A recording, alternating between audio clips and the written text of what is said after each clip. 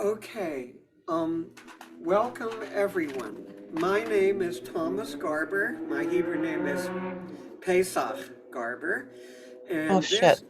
this is the annual or perhaps maybe sub-annual, whatever we decide, meeting of the Ivyer Relief Society on January 23rd, 2023. Okay, and as you might remember, those of you who ever attended the meetings in person in Brooklyn, the very first thing that was always done was to light the candles. So I have two lovely candles here, which I am going to light, and I will say the bracha. Okay. Baruch atah Adonai, Eloheinu melech haolam, asher kiddushanu b'mitzvosav, v'tzivanu lahadlik ner lichvod hakiddoshim shel Ivya. Blessed art thou, O Lord our God, King of the universe, who has sanctified us with his commandments and commanded us to kindle the lights in honor of the martyrs from Ivya. Okay, and there was something, a very important prayer that I neglected to read last time. So I would like to read it this time, and I apologize for not reading this last time. I'm going to read it in English because my Hebrew is really not good enough. Okay, I want to read the Yizkor prayer for martyrs from the afternoon Yom Kippur service, because the purpose of this meeting, the primary purpose, is to pay homage to our ancestors and also actual members we have with us who survived the Holocaust and the mass murder in Ivya, and who have other friends and relatives who were among those who were murdered. So this is the Yizkor prayer for martyrs from the Yom Kippur afternoon service. May God remember the souls of all my relatives, those on my father's side and those on my mother's side, the holy ones and the pure ones who were killed and who were murdered and who were slaughtered and who were burned and who were drowned and who were strangled for the sanctification of the name. As reward for this, may their souls be bound in the bond of life, and let us say, Amen. Amen. Amen. Amen. Okay. So, um, it's also, of course, this is a day to rejoice and a day for gratitude because we are all here. And the attempt by Mr. Leopold Windisch, who was in charge of the mass murder in Ivya on May 12, 1942, failed in his mission. His mission was to eradicate all of the Jews of Ivya. And because he failed, there are hundreds and probably thousands of us, the survivors and the descendants of the survivors, who are here today.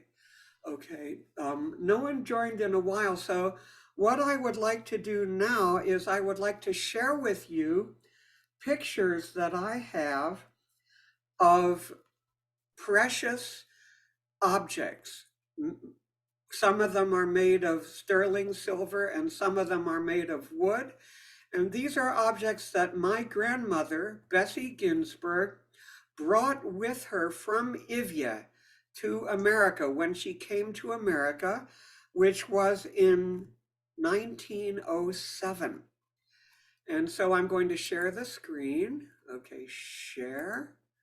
Okay, let's minimize this. Okay, is the screen, I'm now sharing the screen.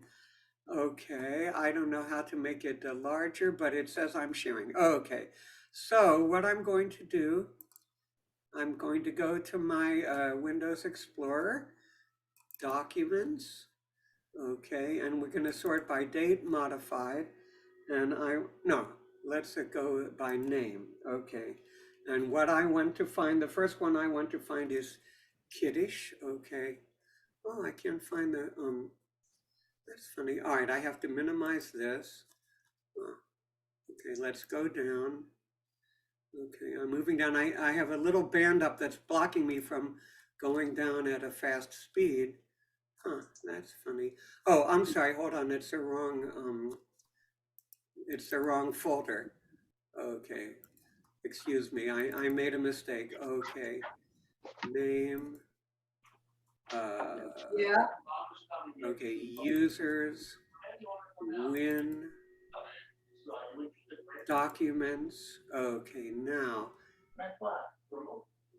It should be I'm in the meeting now. finish one. Name. Okay. Let me go down. Okay, it's going down. I apologize that it's going down slowly, but we'll be there very, very soon. Okay, the files begin with A are up now. It's up with to B right now. Okay, let's see. Maybe once it gets there, I can switch to date modified and we'll be able to go faster. It's on C right now. Okay, it's on D right now. It's down to E. When it gets to K, we'll be ready to have the first picture. F. Okay, F is still going. It's up to G right now. Okay, H. Keep going. We need to get to Kiddish one. Oh. Okay, it's almost there. H is going I. Okay, Isaiah. Okay, Ivya. Okay, J. Okay, it's on Job. Okay, Kiddish Cup 1. Okay. Okay, can everyone see now this beautiful sterling silver Kiddish cup? Right? This is one of the objects that my grandmother brought with her from Ivya, right? When she came to America in 1907. And actually, I have pictures of only 2 of them, but there were actually 8 of them. And we used to use them, at the Passover Seder at our house, right? And so we would all drink the 4 cups of wine from these beautiful Kiddish cups. Okay, so let me see. Let me see if I go out of that one. And now maybe I can do date modified. Yeah, okay, now I'll show you the second Kiddish cup. Okay, now, I spoke briefly, several weeks before the meeting to David Feit, and he said that he had a relative who was a metalsmith in Ivya and possibly a silversmith. And if you look carefully at this Kiddish cup, you will see some engravings of some buildings. And it looks to me like it is possible that these buildings are from Ivya.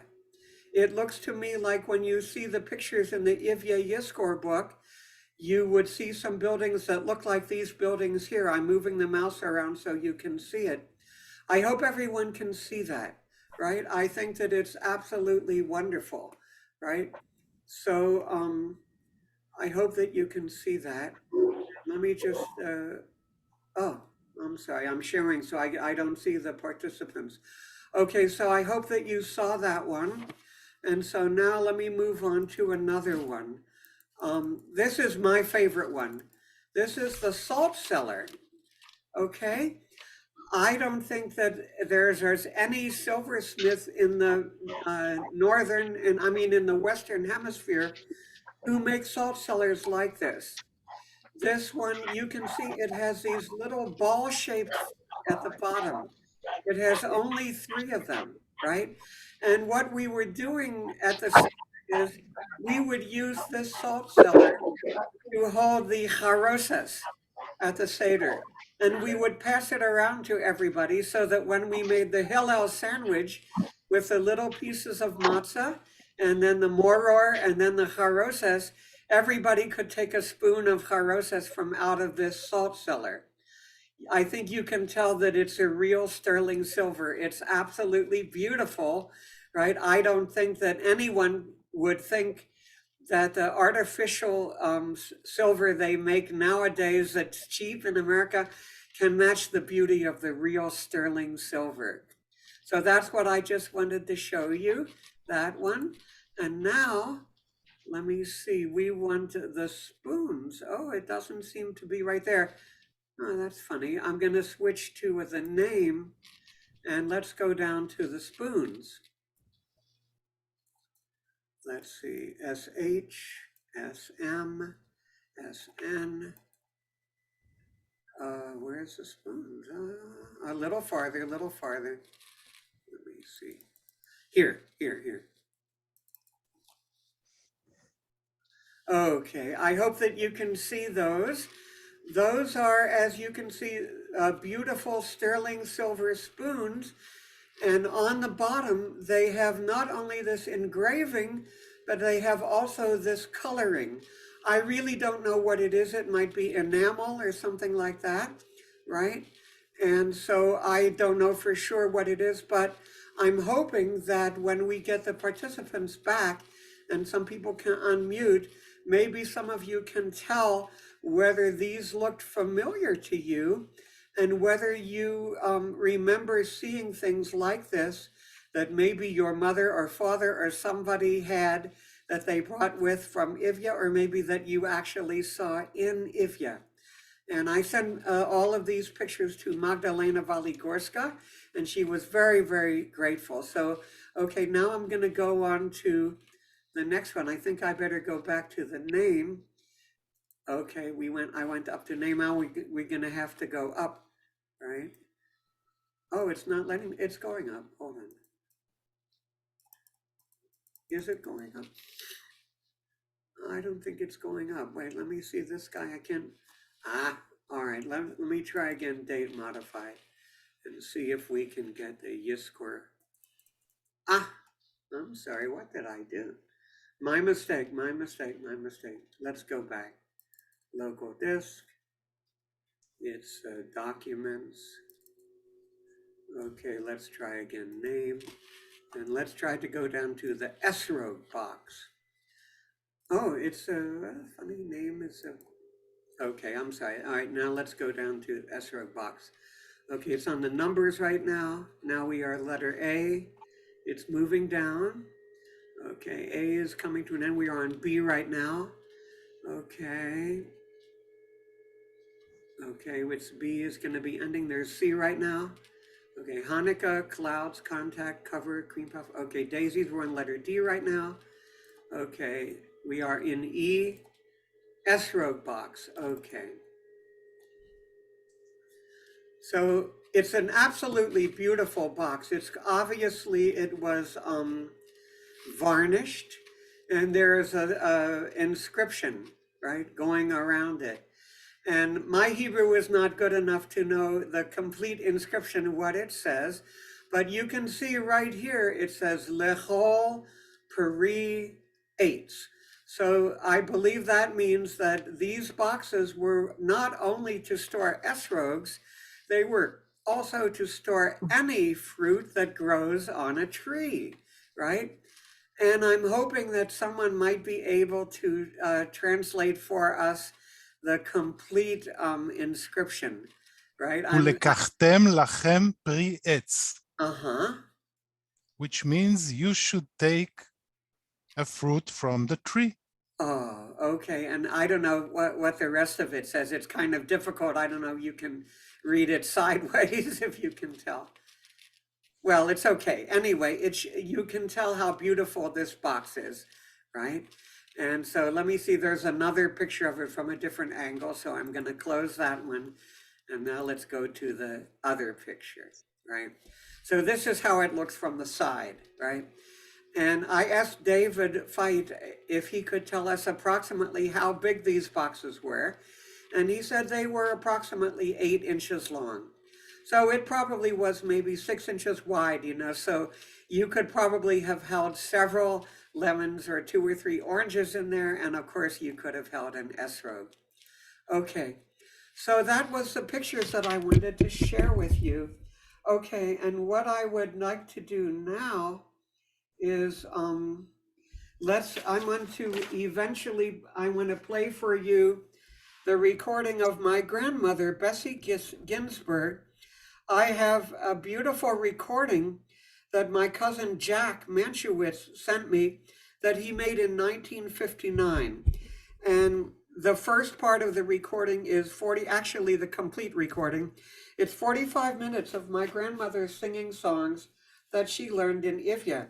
And I want to share with you her singing Abrivala der Mamen. But before I do that, I want to share for you the picture of her when she was young and when she was older. So let me do that right now. Okay, it doesn't want to come up to the top.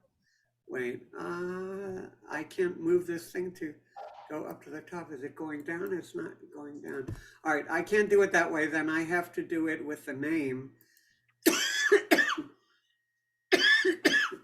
Okay, the first one is Grandpa. So I have to scroll down to the letter G. Okay, we're going. It's on F. Okay, we're in G. Okay, here we are.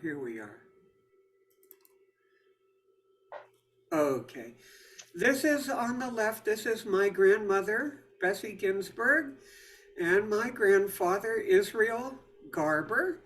That's her first husband. This was probably taken in about 1905 or so. And you can see how beautiful she was when she was young. And I think you can also see how much I look like my grandfather, but he was a much more handsome person than I am. He was very, very fine looking, handsome man, right? And I believe that she actually met him after she came to America. I think he was probably living in Cleveland, Ohio, or Cincinnati, probably Cleveland, Ohio, because that's where my father lived. And he died at a very young age, and it's very tragic. He was with my father riding in the car, and they got stuck on the train tracks. And the car wouldn't start. The motor died, and the train was coming.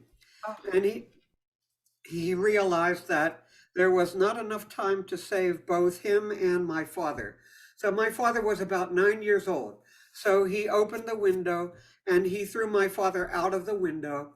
And he stayed in the car and got crushed to death instantly by the train. So he wasn't very much older than what you see in this picture when he died, right? About maybe 10 years older, something like that. Okay, so I wanted to show you that. And now I want to show you, we have to do okay, let me do now, I don't know if I can move up. Let's try. Let's try again. That doesn't, okay, we have to go. Where's the U? We have to go down again. I messed up something here. I don't see it. All right, let me go back. Let me go back again. Okay, documents. It's not giving me a chance that they've modified. The other one is called Bessie. Okay, now I can move up, right? Huh, it doesn't want to do. Huh. No, I have to go back. Something is, I messed up something. I don't know why I'm not getting the list. Let me try like this. Let's try again. No, that's not doing it right. Oh, let's try this one. I should get the list. Okay, now we have the list. Now I'm going to go up and I'm going to show you. Oh, it won't let me go up. That's very strange. It should. I don't understand name. Let's try name again. Okay, then I have to go down and we'll find Bessie. The picture is called Bessie. Okay, it's almost there. It's going down. We are the letter A. Okay, here's A is coming to an end. B, okay, we have double B. Almost there, Bessie, here, Bessie. Okay, this is how my grandmother looked. You saw her shortly after she was married. This is how she looked in her later years. This picture was taken, she lived with us in our house in Pittsburgh, Pennsylvania. Okay, so now I'm ready to share the file of her singing. Okay, so I need to go back. Let's see, we want documents, we want music. Okay, here, Abriva der Moment. Okay, they're supposed to be somewhere. Wait, I don't know. I think I have to stop the sharing and start it again because I think I have to click on something that making you share the sound. Yeah, share the sound. Okay, share sound. Okay, share. Okay, so now I'm going to play the recording. Are we in the music? It should be, yeah. Okay, so you will hear my cousin Jack asking her to say her name and asking her what's the song she's going to sing and asking her where she learned it. And you will hear her say that she learned it in Ivya, right? And then she will sing it. I don't know if you're familiar with the song, but I will play you the recording. Then after the recording is over, I'll stop the screen sharing and I will read you the lyrics to the song in English. Okay, so now I'm going to share the recording. Whoops.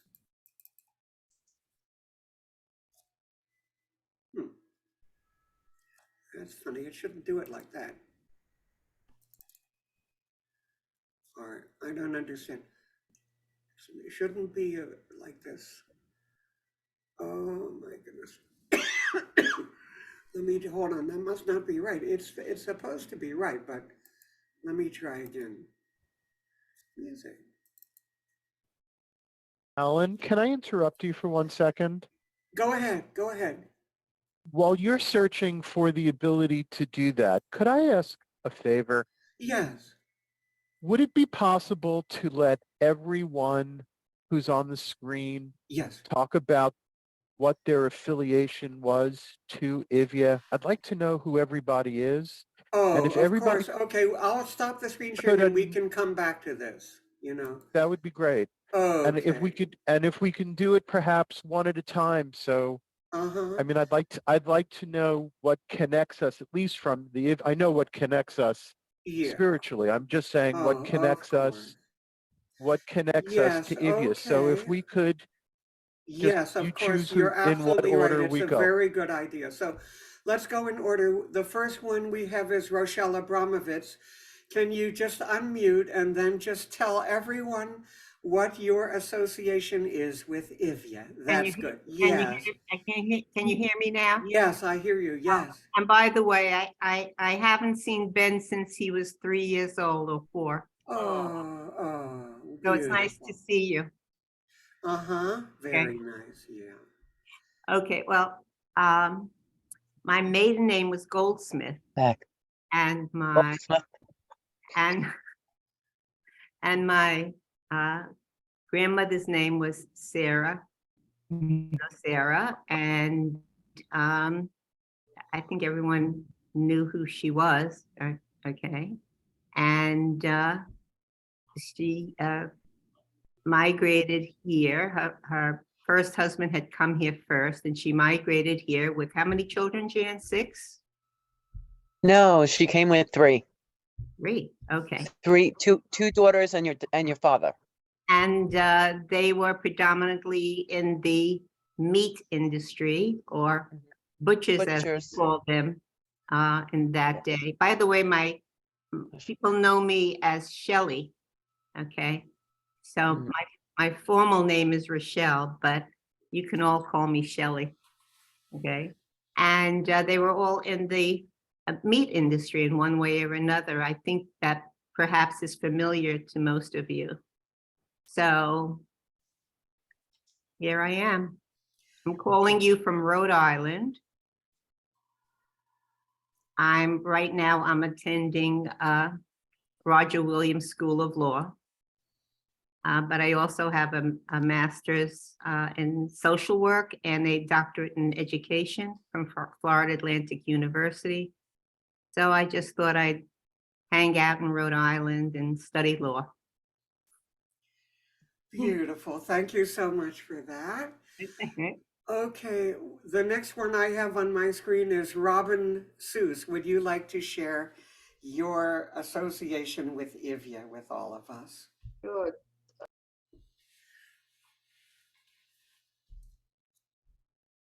Oh, yeah, I think you need to unmute. Yeah. Let me see if I can unmute you. I don't know. I don't think so. I just There want you to go. say I have I think Now, you okay, did. very good, very good. Yes, Okay. yes. Okay. My maiden name is Goldsmith. My father was Simon Goldsmith, who was a very active member in the Ivyers. I used to go with him in Brooklyn. Let's see, to the meeting. Oh, beautiful. Yeah. That's a And actually, fantastic. I have a picture right above that of Saul Feder. Uh-huh. Here he is. Mm.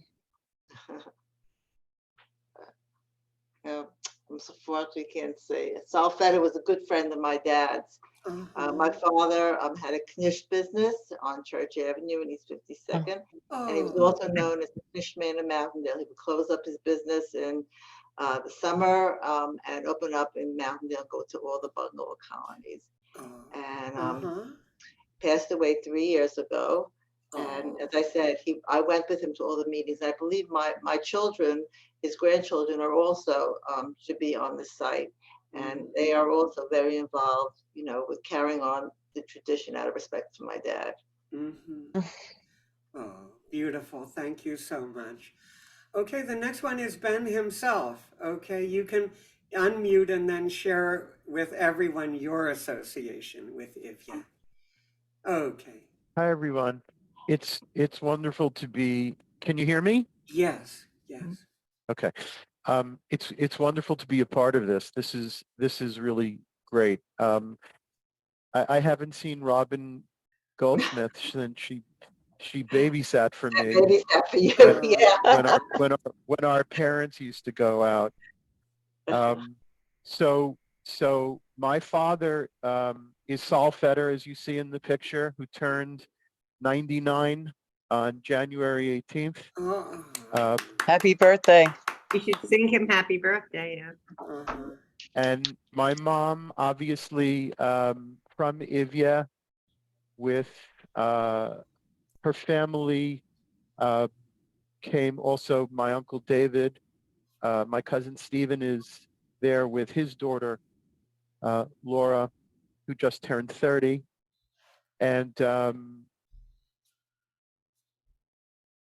I hope you guys don't mind. I put on the chat site, I Uh-huh. put a link to my dad's. There's a documentary. It's a 10-minute documentary on my father's town of Ivya, another shtetl. Somebody did a documentary. It's actually the place where Hitler decided to first perform bombing raids, and he chose my father's town of Frampol. I'm sorry. And I uploaded the link to, if you guys get a chance, if you want to see it, it's very short. And with my dad alive and my mom gone now 40 years, my father treats Ivya as his Frampol, as a reminder of every shtetl that, bears the Holocaust and its aftermath. And I just want to say that I'm so glad we're doing this. I think this zichron, this memory of everybody, is a wonderful thing. And thanks for putting this together, Mr. Garber. Oh, thank you so much. Beautiful, absolutely beautiful. Okay, so now we have Sahi Melamed in Israel. Would you like to unmute and tell everybody about your connection with Ivya? My father came from Evie. His name was Misha Melamed. He was born in 1926 and passed away in 2013. His father was Dr. Isaac Melamed, the Ivy doctor. Mm-hmm. That's my connection. Oh, absolutely beautiful. Okay. So let's see, now we have Saul Fader. Maybe someone can help you unmute and you can tell us, and congratulations on your 99th birthday. Wow, 99. Yeah. We should Oh, sing boy. him happy birthday. Oh. What I have to say. just to tell everyone what your connection is with Ivya. Well, I was in New York. She came to visit David Bex, Uh-huh. and we met. I fell in love with her Mhm. until she passed away. The memories are very strong. She was very dedicated to India. She was active in the Indian society. And David Bex was very active in the society. And then I lost her.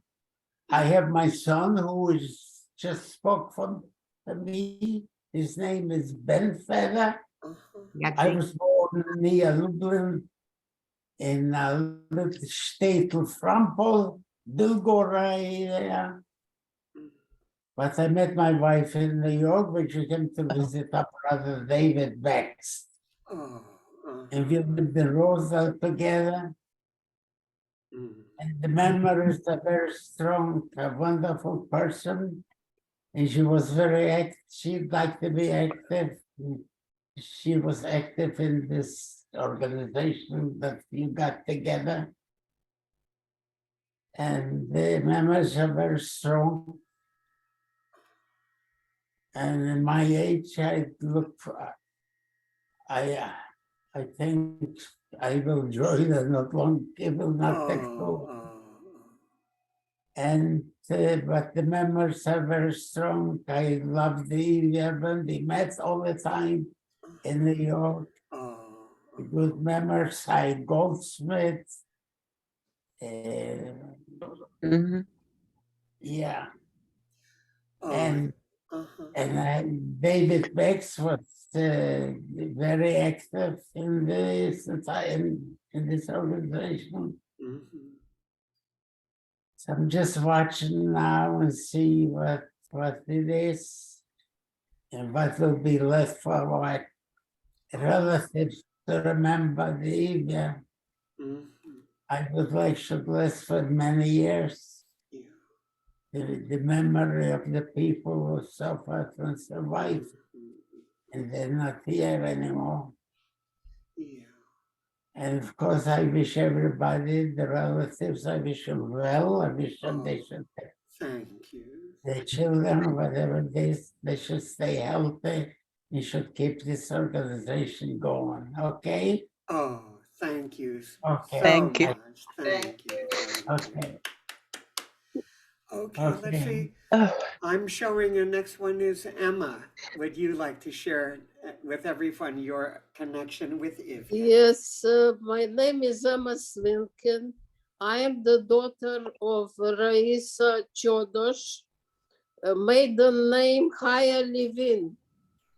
She is from Ivy, and I believe that somehow she was related to your late mother, Oh, to Ben's late mother, the Feather's late mother. I don't know whether it's Oh. through marriage or yeah. through somehow she was related. My mother passed away in March of 2022 at the age of 98. Oh. Oh, well, thank you wow. very much for sharing that. Absolutely beautiful. Okay, now I see we have Jan Goldsmith. Would you like to share Right. your association with Ivy? Yes. Well, Shelley's my first cousin. And Michael Shore is also a cousin. His father was cousins with our fathers. Uh-huh. Oh, and Say what? his name. Next. Yes, and our bubby Sarah was married to Abraham Goldsmith. He came over 8 years before her and started a butcher shop in Brooklyn, in Brownsville, on Pitkin Avenue and Legion Street. And 8 years later, sent for his 3 children and wife. And unfortunately, the oldest of the daughters passed away. So they decided to have more children. Mhm. And they had our Aunt Irene, our Uncle Eli, then our Aunt Irene, and then my dad, who was the baby of the family. And so it was the Goldsmith children, and they all the boys became butchers. And our grandmother was a kosher butcher too. She worked in the shop, and they were from Ivia. And we, you know, we have the stories that everybody told us. My father told us about Simon I remember him talking about Simon all the time. Simon we- Goldsmith, but Could we be I do related? remember that. And I knew Michael's parents were, you know, our aunt and uncle too. Mhm. So we were all together for a very long time. Oh, And the yeah. Bax family, Yeah. my dad spoke of David Bax. I really didn't know David. I knew of him and I had met him, but my father was very friendly with his cousin Irving Bax. They were in, because he was also in the meat business. So that's my Avia stories. Oh, that's beautiful. I And how we're remember at the connected. meetings in Brooklyn, David would sing a Yizkor prayer, and it was so beautiful. There's no kind of singing that comes only from a teacher in a conservatory can match his kind of singing that comes from the life experience. It was the most beautiful, heartfelt singing I nice. have ever heard in my entire life. So I'm very, very grateful. Okay, let's see.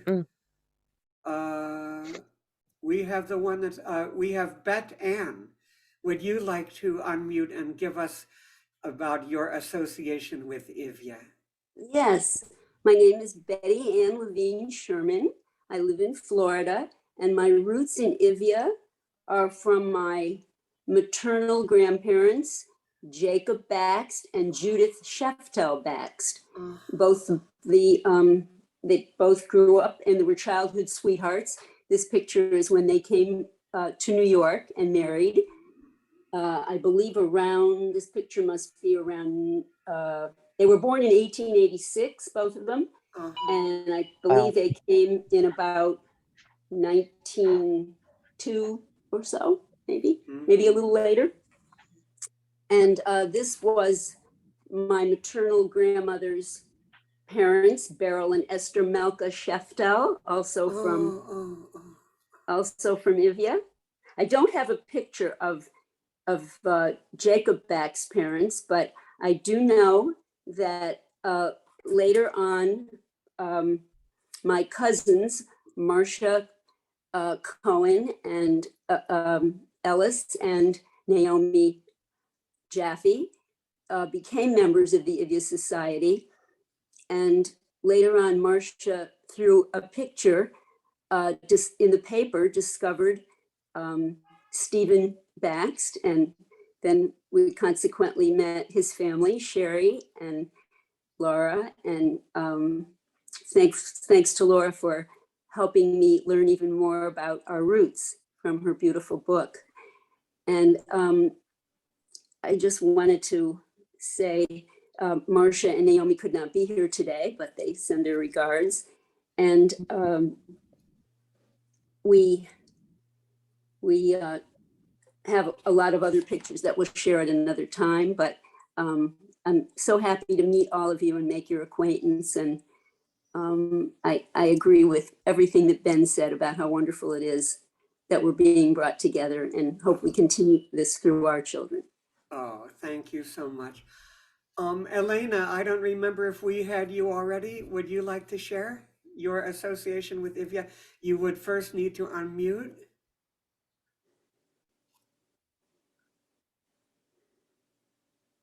I'll click ask to unmute. Okay, I got it. Oh, okay. Okay, my name is Elena Messing. You got me? You can see me? Okay. Yeah. My maiden name is Levine. My father, Joseph Levine. My mother, Sophia Levine. I am actually was born in Ivia in 1947. Oh. I came to United States in 1975. My parents came in 1974. They both passed away. Every year, May 12th, when I was in Russia, rain or shine, we always went to the cemetery in Ivia. It was wonderful. And that's it. Now I'm already retired. Uh-huh. That's the way. And Haika Hodesh is my aunt. Emma is my cousin. Mhm. So my father and and Haika was brother and sister, and they were the only one who survived the Holocaust. Mhm. And they didn't see each other since 1950s, whatever. Then they came over here Mhm. and we met. That's all. That's my story. Oh, I'm happy to be here. And every year we went to the meetings over here in Brooklyn, you know, all over. My father was always involved. And I think that David Baksh and the Basia Baksh, Saul's wife, they were somehow related to my father, to my mother, whatever.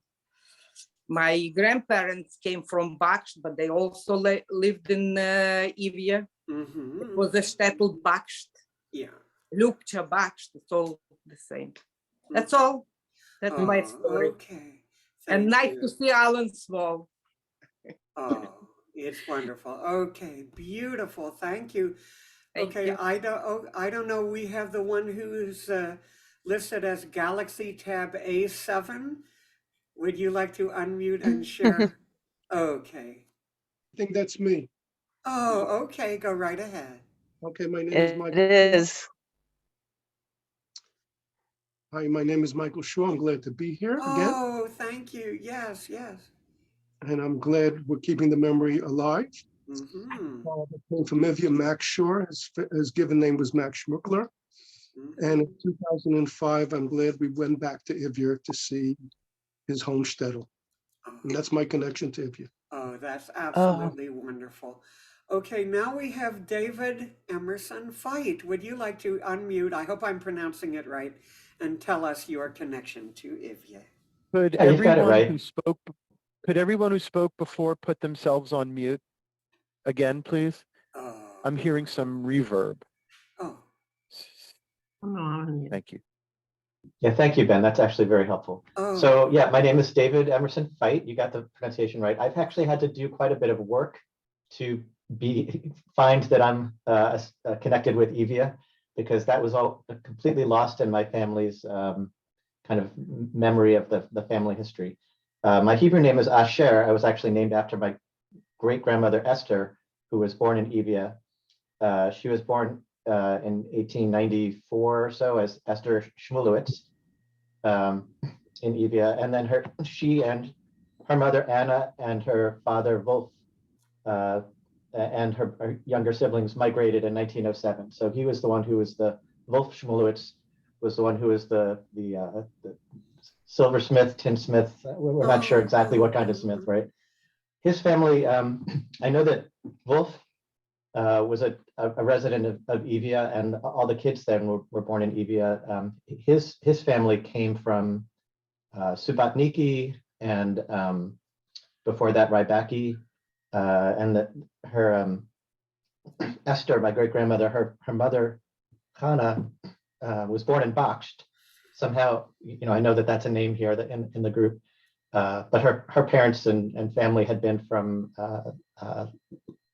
Lida, and somehow ended up out there. So the Shmulewitz became Smith in the U.S. I know that Alan and Larry's family became Small.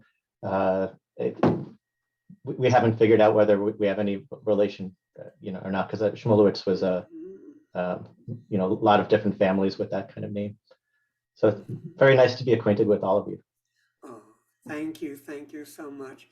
Okay, now we have Alan Small, our very, very dear honored guest.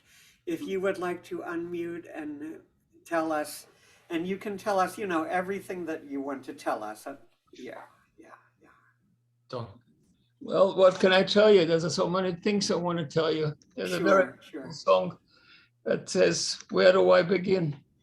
Wherever you want is fine. So I was born in village Nikolaevo in 1928. When I was 30, about 2 or 3 years old, my family moved to Evia. So, but on the summers, I used to go to visit my grandmother in Nikolaevo. Unfortunately, the war broke out in 1941, and in 1942, they told all the Jewish people to report in the market. First, it was a day before the 11th of day before, and they tried to see if, how many people are going to hide. As a matter of fact, we went into my neighbor's house. We were hiding there, and then they let everybody go home. And the following day, they woke up. It was about 4 o'clock or 5 o'clock, and they started yelling, "Alle Juden raus." Excuse me.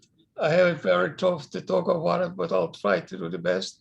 And we had an entrance to our attic all from the outside and the inside above the story. You know, you walk in and you open up a door on the ceiling and you cannot tell it. So anyway, we destroyed the ladder, you know, broke down and put a lock on. So, but for them to think that nobody is there. And when everybody was being chased out of the homes, my mother said, "You're going to go to the attic." And I cried. I held on to her. And I says, "No, I'm going to go with you." She says, "No, you're going to survive." So I jumped in the stove and I got in. There was a big empty barrel where they used to bring herring from the big cities, you know, and then they used it for, you know, to hold its ends. And I jumped into the barrel. And the only thing I heard later on, it was the machine guns were working, continued till about 12 o'clock, I think, that day. And all of a sudden I hear a lot of noise in my house. And I said, the hell with that. I said, I'm going to jump out, I'll see what's going on. So I opened up the door on the ceiling and I jumped down, and the house was packed with people and everybody's crying and screaming and the guy.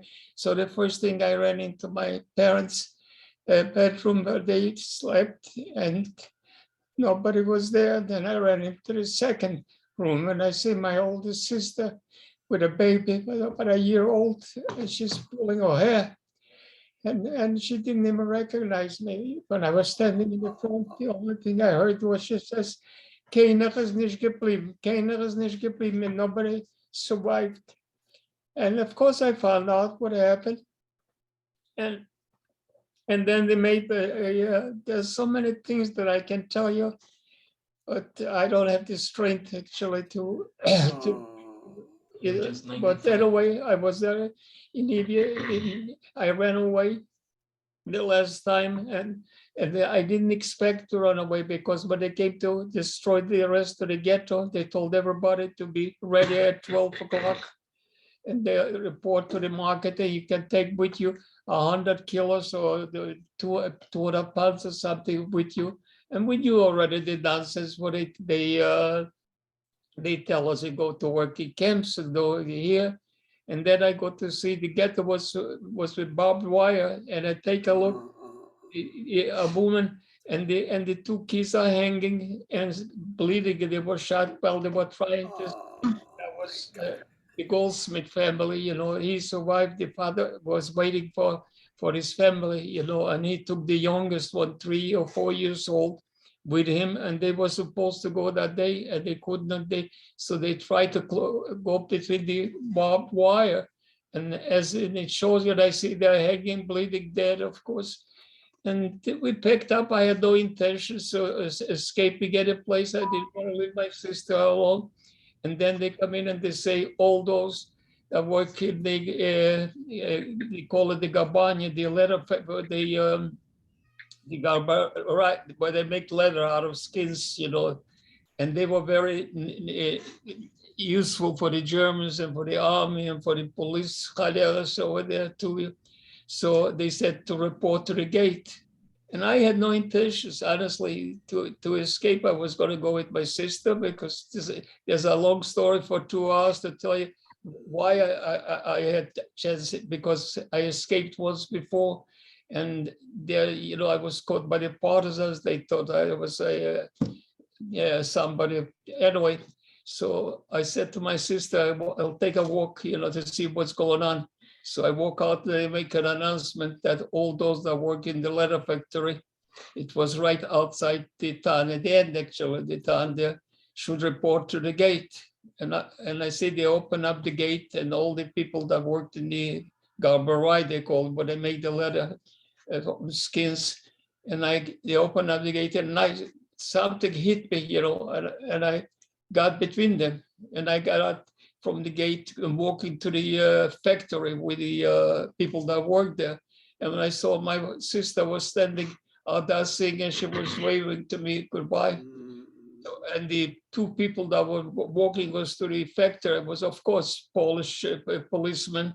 And one says to me, and he was known, his name was Wacek, and he was known to be a big anti-Semite. And he says to me, "You're a wise little Jew." He says, "You think you'll get away with it?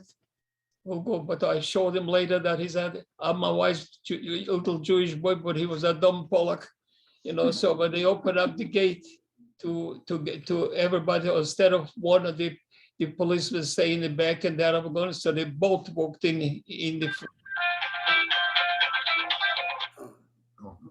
Can you hear me now? Yes, yes. So when they walked in, so they both of them, the policemen saw, and there was a Polish family right next to it. So I ran out, I ran into the Polish guy there, and I heard the pigs making a lot of noise. I opened up the pig style where all the pigs, maybe 6 or 8 of them, and I opened up and I closed the door from the inside. And I went between the pigs there and waiting, and they opened up the door. The policeman, he says, "What, are you crazy? You couldn't find him here." So I was there for about 4 or 5 minutes, laying on the pigs were walking over me. Oh my. When I felt that I cannot, so I walk out and I look around, and I said, "What now?" Oh yeah. So I walk back to the leather factory, you know, because they left the people that they you know, to work, and the policeman left. So when I walked into the leather factory, they yelling at me, "Get out of here, because they'll kill you, us because of you." And then another boy and another Jewish boy escaped, and they all came to the leather factory. So they chased us out, and we had to go someplace, but you couldn't go with the highway. So we went to the fields, and the snow was up to you. If you fell in, it was up to your waist. And then I meet 2 boys, you know, offhand, I don't remember their name though. And they're standing under a tree, and there was a little river, not a lake or whatever it called, never froze the water there in the winter time. And they're talking, and they were happy to see me. So I said, "Now, what are we going to do?" So the guy says, one of the boys, they were both 16 and I was there 14. And they said, "Oh, I got 5,000 ruble in my pocket." The other one says, "We'll buy a rifle." I said, "You're going to get a rifle for 5,000 ruble, and then what are you going to do with a rifle?" So they said, "And then we'll go to Lida." They didn't know that in Lida already the day before they killed, you know, most of the Jews too.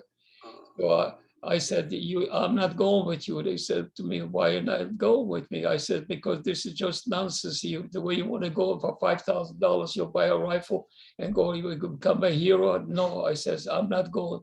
So I waited. We said goodbye. We embraced, you know, and we hugged each other and saying, "I hope to see you, but I hope to see you." I says, "I hope to see you too." And they never, of course, they never heard. They came to the leader, and they were killed over there. And so now it's dark, and I said to myself, "What am I going to do now?" So it pulled me to go to that village, Mykolaiv, where I was born, you know, and where the people in Mykolaiv they were not Catholics, they were, but the Russian people, but they were never bad to the Jewish people. They were friends, and everybody knew my family.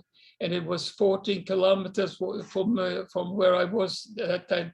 And I had to walk at night, and I was afraid to, you know, for them to catch me. It was the winter, the coldest winter that Europe experienced, you know. And finally, when it got a little bit light, and I came in, and my grandmother's house was, because they knew me. I used to, in the summertime, go and stay a week or 2 weeks with my grandmother.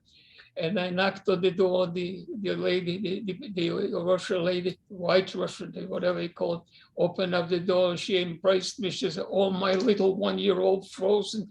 Look at you frozen." And she took me into the house and she rubbed my legs with because I had almost frozen feet, like on there and all that. And I was there for a couple of days, and then it's going to be a very long story, honestly. If I tell you, you'll sit there for 2 or 3 hours, so I'll try to make it as short as I possibly can. Anyway, then I met partisans, and the partisans said they'll take me in. But the rumors went that I am not a partisan because that I'm a Maruda or whatever you call it. So they send out to catch me and shoot me. The partisans should shoot me. Oh So about 2 miles away, a mile and a half from the village that I was born, I walked into a guy that was very friendly with my family. And it was on a Sunday, also Sunday morning, and they grabbed me and they hugged me and they gave me to eat everything. And all of a sudden, as I'm sitting with them, the door opens up and partisans, maybe there was a platoon or whatever, about 30 or something, they run in and they don't ask me any questions. They said to me, "Sit down." And one partisan officer, I was wearing, by the way, but I escaped my father's big boots, so they were probably 3 or 4 sizes too big. And he looks at me, says, "Sit down over there." So I sat down. He said, "Take off your boots." So he took off the boots for me and he gave me his stone boots, that didn't even fit me. And they arrested me, also because the rumors went that they saw me with what do you call it, guys that participate with guys to give to tell the news to the Germans. This was a long story. I can't even get into that. And they took me with them, and I didn't know they were riding in a sled, and I was sitting in the back. Me and as a matter of fact, there 2 other guys with me. And they stopped at it was called a hut, a house that you see no houses around them, like in the Western movies you see.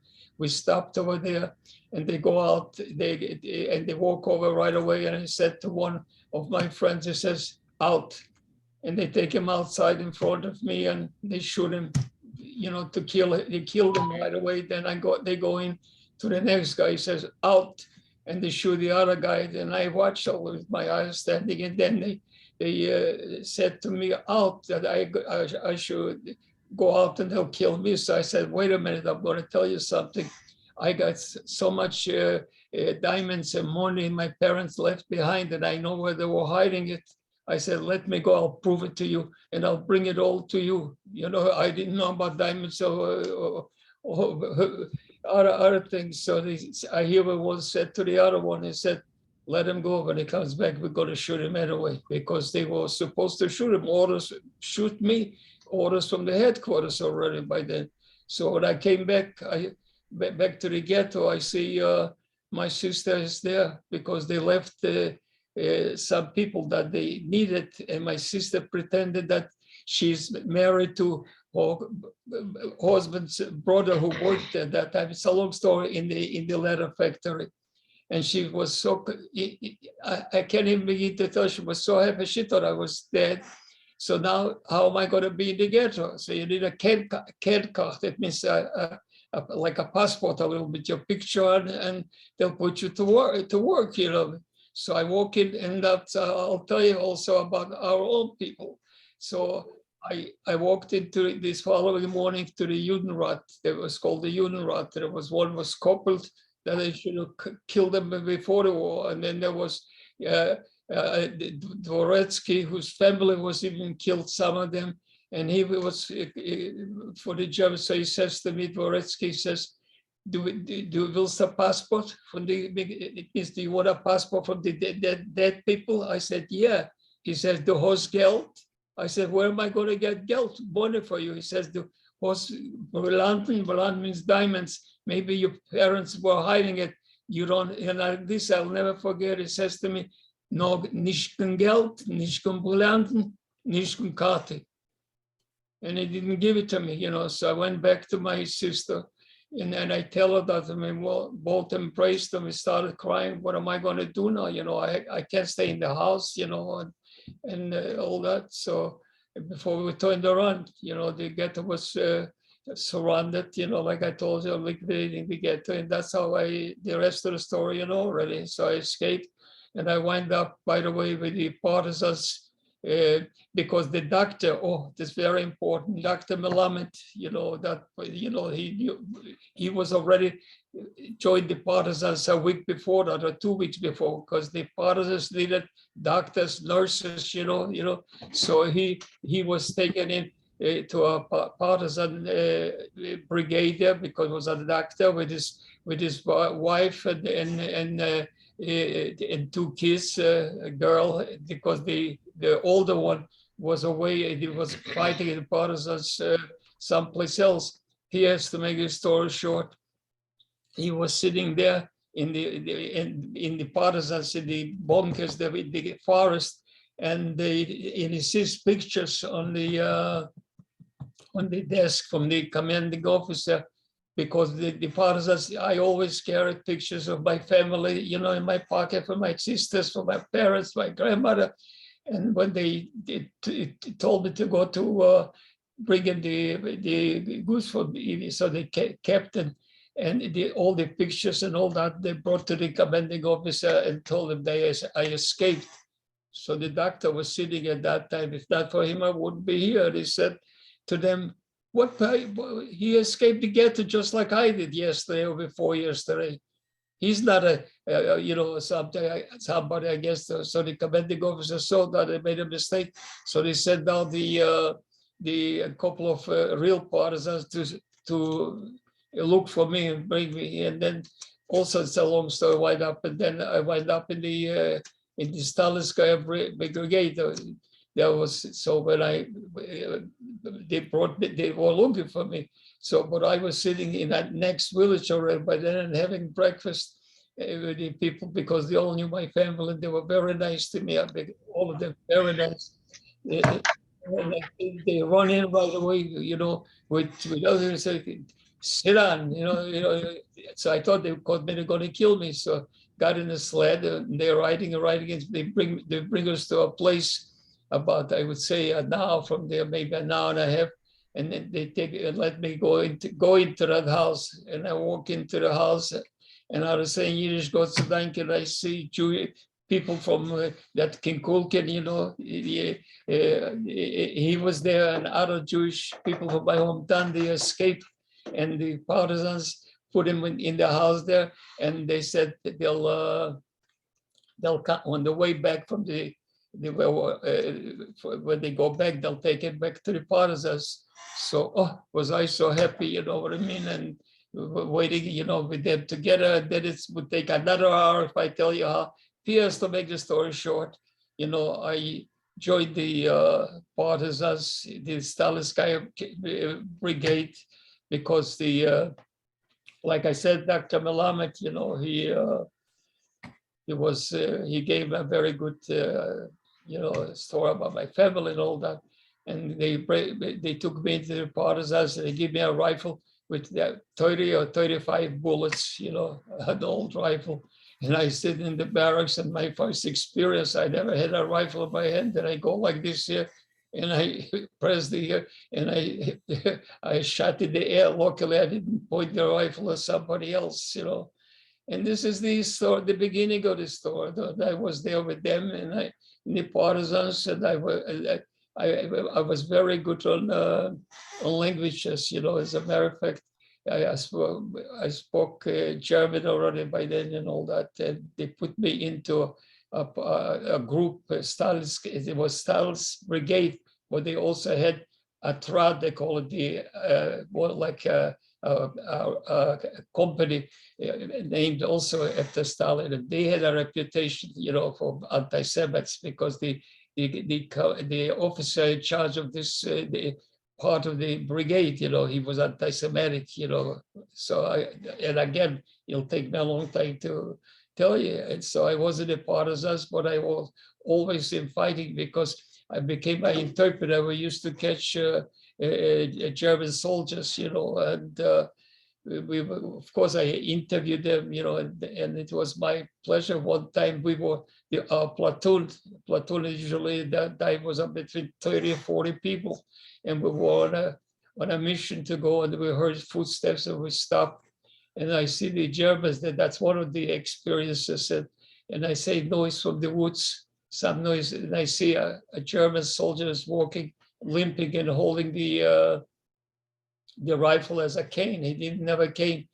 To make this story short, is that they left him behind, the real German army. So I told the Hände hoch, you know, that means your heads in Italian. And anyway, he comes over to us and I interview him, and he tells me the story. The guy was, he was a worker before the war, you know, and they left him behind because he couldn't walk with them. So my officer said to me, "Go ahead, kill him. We don't need him." And I couldn't believe it or not. My heart broke down even for him. I said, even though that I lost my family, you know, and I said, how can I go? I said, the guy's going to die anyway. Why should I kill him? He says, so start yelling at me, the officer. He says, they killed your family and you cannot kill that son of a bitch. You know, so I said, but the guy is dying, and he was a carpenter, was not, you know, the guy. So he tells to my friend, he said, take him aside.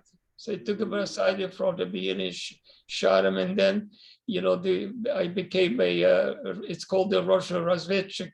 I was writing ahead of when we went on a mission, let's say the brigade or the platoon or whatever it is, I was riding in front of them on a horse because I spoke German, in case, you know, I used to go into the village on horseback and see if nobody's there, because, you know, all that. And that went on until 1944, when they were already the German army is retreating, you know, and all that. And then again, like I must repeat it because I would tell you stories a million, you know what I mean? And then I was very active by then, and I had to interview war prisoners, and I had to. There's so many things that they depended on me, you know, and then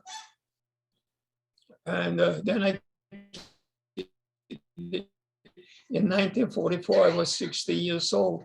So everybody that was over 18 years old, they took him automatically to the Russian army. You know, as a matter of fact, some of the Jewish guys that survived the deportation were taken, and they were all got killed on the front there. And with me, they told me to go back home. So what am I? Yeah, they gave us medals and all these things here. So what have I got in the house here? And I was, how am I going to get back to Evia? So, but the military, the Russian military trucks were going one after the other. And to go to the Western Front, they had to go through Evia, go to the Evia, lead the front. So I stopped at that truck, and they told me, he says, okay, jump up. And the trucks came to hit us up in Evia. He stopped and he says, get off. And this is, I'll tell you, it breaks my heart to go into the stores, but the stores that people should know.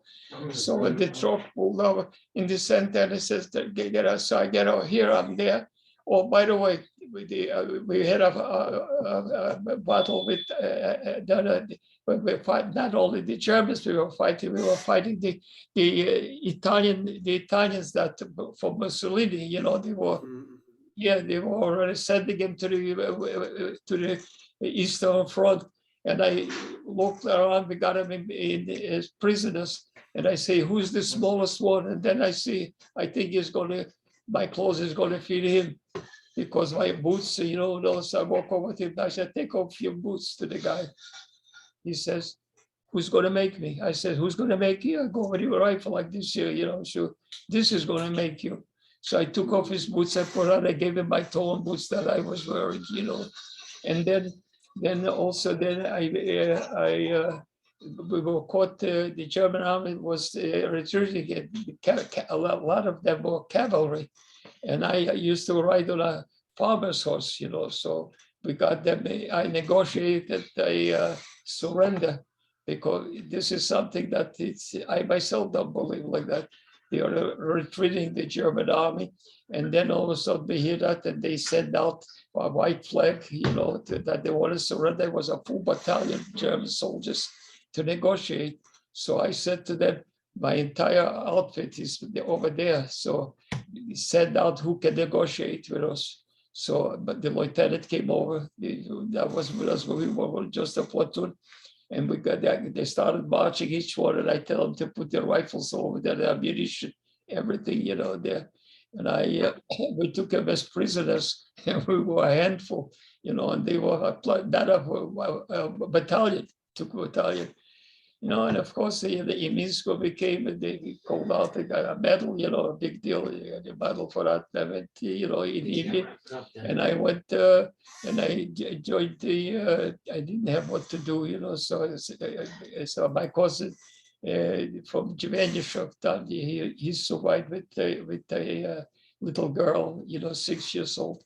And then another few families, because I went into my house. And when the truck dropped me off, first of all, I see all the Polish faces that are watching, smiles on their face, anyway. So I went in, I walked into my house, and there were strange people, Polish people living in the house. And I walked out of the house, and I walked was outside of the house, or the town was my cousin. We survived that, like I said. They went over there. And I slept on the floor, and I wouldn't walk into I never walked into my house again. I took my kids after the war, and all that there. And I wouldn't walk in the house. It's still there, right in the center. And then because I told them I'm older, so the time for me was, and all the Jewish survivors, they signed up to go to Poland at that time. You were allowed, if you were born in Poland, you go to Poland.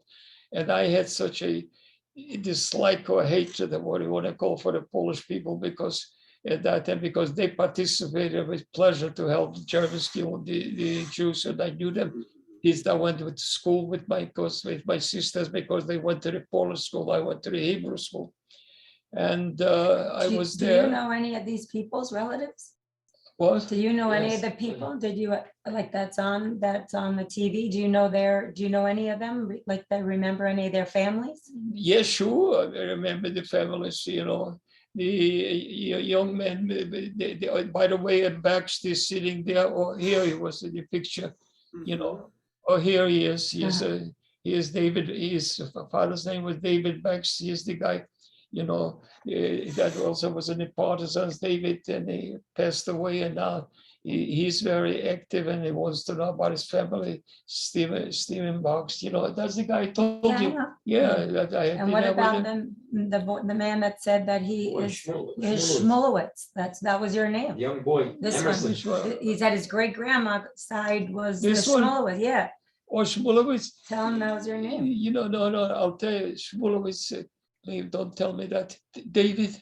Oh shoot, David. Hi. Is your mother's name was Dobe Shmulowitz? No, as a great grandma. Or the great grandma or somebody. Yeah, Wolf Schmulowitz, but this is before you were born, so none of those names would be. No. Who talks about before I was born? I'm talking about, there was another family even the name Schmulowitz, not relatives of mine.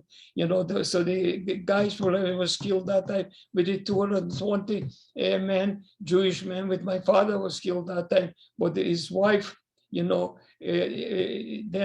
met a very nice Jewish man that escaped from Minsk, where they had the killing in Minsk, and he came to Evia, and she, probably she married him, those marriages at that time, and his name was, the guy before, the name was Shmulevich. As a matter of fact, they survived with 2 boys. One is still alive. The other one, I think, became they stayed in Russia. They didn't want to leave Russia. Then finally they decided, and they finished already, became a doctor. His name was also Dove Shmulevich, and so, I know them all. I remember everything, but anyway, to make the story. Alan, can I interrupt you for a second? Yeah, he wants to Yeah, he interrupt. wants to interrupt you. Dad, listen to what he says.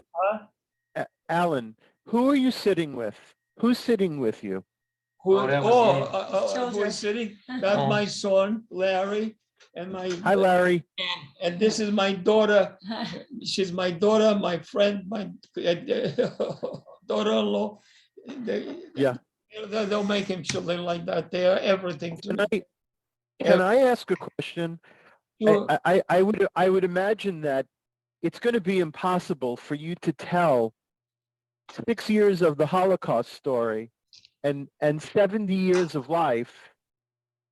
You're the last voice of Ivya. I don't know that there's anybody else.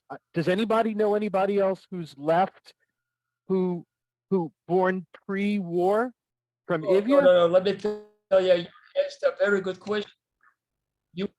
No, because I'll tell you, first of all, I was the youngest one. Second thing is that I place, it's called Palm Beach Garden. Palm Beach Gardens here, and the development where I live is, what is it again? Ballin Isles. Ballin Isles, a well-known place, and I have a house there and all that. But you see, they came over to me once. You can go on YouTube, up close and personal, Alan Small, and you'll see the entire, this woman, she was writing and she came over to me, Alan, everybody knows. She interviewed you. Yeah, no, she says, everybody knows you, but who you are and where you went anyway. So they made But it. Alan, I think I have to say this, Mr. Garber, I would love an Ivya meeting solely conducted or questions for Alan. I'm sure that we individually have questions. I want to know his relationship to my mother. Mr. Feit might want to figure out his heritage related to the name Shmulevitz. I would love if we had our next Ivya meeting or one of the next Ivya meetings where we could have a question and answer. We could even send his son the questions beforehand. I'm noticing that everybody is lifting photographs of people. Perhaps we can upload those and maybe, Alan is the word. Alan is what's left. And I would love to know what he knew about I am the one about my mother. was left, because You just think about it. I never thought, because I was already 3 or 4 years ago planning my funeral. Huh? No. Hey, you're all welcome. You could come down here too. We made him a surprise 95th birthday party. Well, it was a surprise Bravo. for me too. I didn't know a surprise early 60th. Yes, Jan, I'm gonna be 60. And real Larry, if we sent you an email with questions for your dad, because I'd like to know, I know that if I tell him my mother's name, he's going to have hours of stories. He knows who Batya Bakst was, right? Let me tell you something. One thing, the survivors themselves don't know half because you have to understand the old people died out. I'm one of the very few. I'm 95 years old, and the only. And there's Ivya, like for instance, Robin is sitting there, Avi Goldsmith, father was a very good friend of mine, but they're all gone because I was the youngest one. They were 4 or 5 years older than I am. And so the only one that can tell you about Ivya and about what happened and all these things, my memory is like, and yet at the same time, and ask me my neighbor's name, and I'll give you my word. Ask my kids, I don't remember the names, blank, but ask me the name of the letter carrier in Ivy when I was 5 years, or the Polish policeman that kicked me in the backside, when I was 5 years old. Everything is set in my mind, but long time ago. And there I see David's son is sitting over there, Stephen Bakst, watching, and I know everything, and it's very, very, and Stephen also, we spent some time because he wanted to know the background about the family and by the way, this I would recommend, and I really mean it. His daughter wrote a book, And that if you read that book, I'll tell you, it is beyond belief, because I read the book and I said, where is he, American born, but if you really want to know about Evie and how it happened, read her book. I swear to you that but I can tell you is 5% what you can read in that book, so I would recommend you'll see things that you never expected. Mr. Garber, can we make that an IVIA meeting? Call it an afternoon with Alan? Of course, yeah, I'm just watching And the if clock. we I'm could not- get an email? Yeah. My dad, you could call him too if you'd like. Anybody's always free, Anybody can call me because I get a lot of. Larry, put up the telephone number Robin, do you and remember? the email. Robin, do you remember me, Robin? Of course I remember you. I was showing pictures of you at my wedding. Yeah, right. I remember everybody. Well, And we were an ideal bungalow colony together. Listen, I'll tell you something, all of you. I always feel it's meant to be. That's my favorite. Meant to be that somebody should be, and remember everybody what and when, and to keep me 95 years, and you should see my daughter made me 90, my son, of course, they made me last Saturday, like a bar mitzvah. It was our wedding at my 95th birthday. Yeah, and it's mentioned with names there, Shmulevich, my name, and all the things. But I'm lucky, with all the things that happened to me. I have children, and like I said before, he has 2 kids. And I say, I can't even, because I get very emotional. I know you guys got to move on, but how coincidental is this, that I was sitting on my dad in his office here, listening, speaker was crackling a little, and I say, I know that lady's voice, and it's Jan. I know Jan from the Schmata business, because I'm a jobber in the Schmata business. I sell from boutiques to Ross Marshall's, TJ's, Burlington. And I get up and I say, oh my God, I know Jen probably for 15, 20 years from the Schmata business in New York, which I don't see it. Larry, in the chat, Larry, can you put in your dad's telephone number and an email where we could send questions? How do I do that? Wait, let me. If you go into the chat, you'll see there's on the bottom, there's mute, stop video, participants, and it says chat. Okay. Also, okay. So what everyone, here. Abby, can you do that? It says type message here. Alan. Small. I don't know how to spell Shmulewitz. I'm sorry. There's many different ways. What do you want? I know you want your here 561-676-3472. That's a cell. 561-6. I got the gift of gab, not technology. That's what I got. You see, I'll tell you something. I was going to call it off because I had surgery Monday morning. I was there for 4 hours, and I can't even put my hand here, but I said, no, I'm going to make it, the surgery they cut from here all the way up till here, but I decided because, the last one, there's nobody that can talk. I think the children and grandchildren should know about it. Because I was now 95 years old with a memory that what happened and all that there, with people, how many they have. So I feel wherever I have a chance, I speak about it. When I tell you really, I speak about it, whoever I know, but lately, it catches up with me, I don't feel good. And that's what a very serious operation I had. So I said, I'm not going to go. And then I said, no, I'll do it. And my daughter, I don't call her daughter, it's my daughter, my friend. They got that already. Yeah. Okay. He likes her better than me. Yeah, that's it. I took over the family. We'll let your dad, I got to give him the vaudeville hook. Yeah, I know. There's other that's why people. we're here, because we know I everybody else. think we didn't let Stephen Boxt speak. We should give Stephen a chance. Oh, that's good. Yeah, let's let Stephen speak. You can unmute, right, and then, all right. Beautiful, go right ahead. Thank you. So I'm Stephen Baxt. Both my parents survived the Holocaust. My mother was in a town called Sarnik, and my father was from Ivia. And growing up, my parents only associated with people who were greener. And every weekend they were over the house. It wasn't until I was either 9 or 10 that I realized not everybody talks like this. But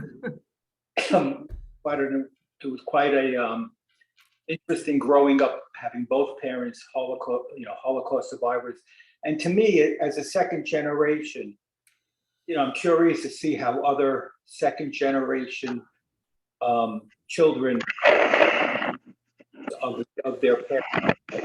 So my father, his father was in the leather business and he made shoes. And this is a picture of my grandfather, his wife, and her name is Rachel Levin. And I'm wondering if this is how we're related to Elena. And that's my father, I believe, over here. And his brother who was murdered in the Holocaust, Eli. And this is Batya, my aunt, my father's sister. So I was fortunate enough that my daughter was able to take a few years and write the book called The Shoemaker's Son. Yeah. And it was an interesting read. It's not so uplifting, but the end is good. And unlike a lot of Holocaust survivors who I've met in my life, my father had a really different outlook. He wasn't totally consumed about it. He shared stories with us at a young age, but he tried to find joy in his life, and he was pretty successful with that. Tom mentioned about my father's davening, and both my kids, bar mitzvah and bat mitzvahs, he davened. And that a few weeks later, I was in Shul, and one of the members who was a survivor also from, I believe, Germany, came up to me and said, when's your father coming back? I have never heard anybody daven like that. It wasn't until after my father passed that I was able to meet Alan Small. I probably met him when I was a child, but I really don't have any memories of that. And what a blessing it was. I spent hours and hours with him. I will not go to Florida without seeing Alan. Just a wealth of information, such a giving person. To see what he went through, I mean, it's just phenomenal. And what he built for himself. And I did meet, I had the opportunity to meet Larry and his lovely wife, who is Alan's daughter. My uncle Sal, Batcher's husband, is on with us today, and we spoke before. And actually, Uncle Sal, you look wonderful with the goatee. You look about 20 years younger. You look like you're 80. So also, when I grew up, one of my father's closest friends was Max Shore, who was always at my house. He was like an uncle to me.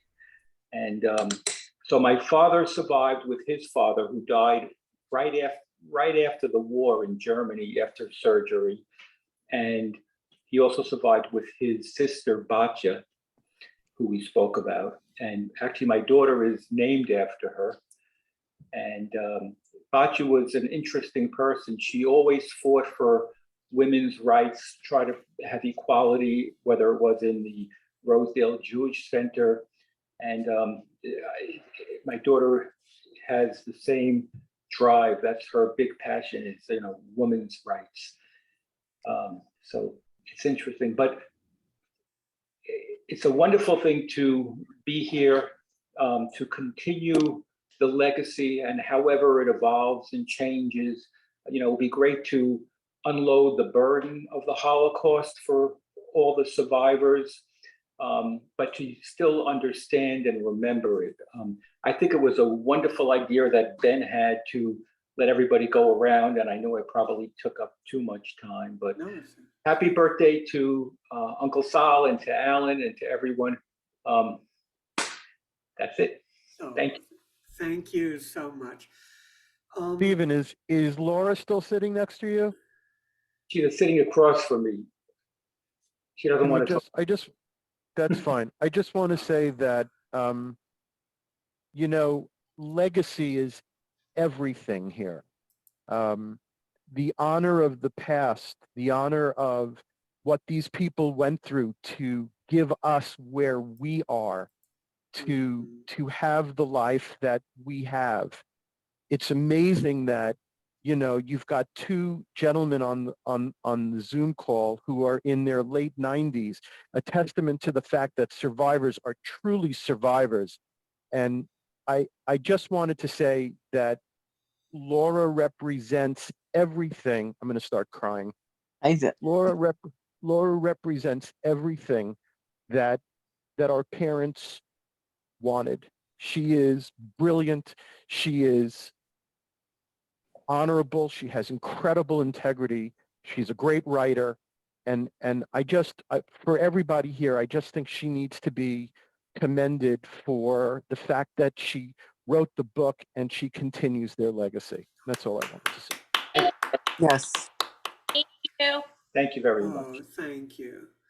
Okay, I don't know, it looks like they're letting the meeting go. I only had reserved 2 hours, but it looks like they're letting it go. But I think that I where just we are wanted to now. introduce myself. I was on the meeting as well from the beginning. I didn't want Oh, to. go ahead, by all means, please do, yes. Hi, I'll make it super quick. Good afternoon, everyone. Thank you so much, Alan. Thank you, Tom, for organizing. My name is Lauren. My grandfather is Simon Goldsmith, who is from Ivia, and my mother, Robin Suss, spoke a few moments ago about Simon. I grew up going to the Ivia meetings with my grandpa in Brooklyn, and I'm happy and honored to be able to continue to attend in his memory. Thank you. Thank you. Is there anyone else Wonderful. who would like to speak who didn't get a chance yet? By the way, there is, I recently found on Shoah my father's and my mother's story. Unfortunately, it's in Russian, so not everybody understands it, but it is available. And I believe that at some point, Alan Small also gave his story to Spielberg's people. So a lot of the stories, I believe, are on Shoah Foundation. Yes, it's correct. Some of them may be in English. A lot of people probably were contacted and gave their story, survivor story. Yes, I have I downloaded the video testimonies of all of the ones they have. And it's too big to send as an attachment to an email. I can send it to anyone on a flash drive, you know, just to send an email and tell me the address where to send it. And I will be happy to send that to all of you. That's what I think you should do, because yes, I will most certainly. Yes, the second generation, and I send it to my son, I send it to my nephew. Yeah. I even send it to Israel, and what they will try to do is translate it into Hebrew or into English. I believe it's probably in the Holocaust Museum in Israel. However, because if it's in Russian, it's not. I mean, it cannot be read or listened to by our children and our grandchildren. So a lot of this stuff needs to be translated. Okay. I'll send an email reminding everyone, you know, if you would like to me to mail you the video testimonies, just tell me the address and I'll make copies for everyone and send them. I'm thinking that it would be, you know, at the meetings in Brooklyn, we always said Kaddish. So I think that it would be very good now if we would all please join in to say the Kaddish. Okay. Yiskadal v'yiskadash shemei rabbah. V'yolma divrusei. Everyone who wants to join, please, you can unmute and join. give a chance, everybody who wants to unmute and say Kaddish. Okay, looks like a lot of, some people, let's see what anyone wants to. Okay, some people, if you want to, there, okay. I think we have more people unmuted now. Okay, now I'll start over again, and everybody who wants to say Kaddish can join me. Okay.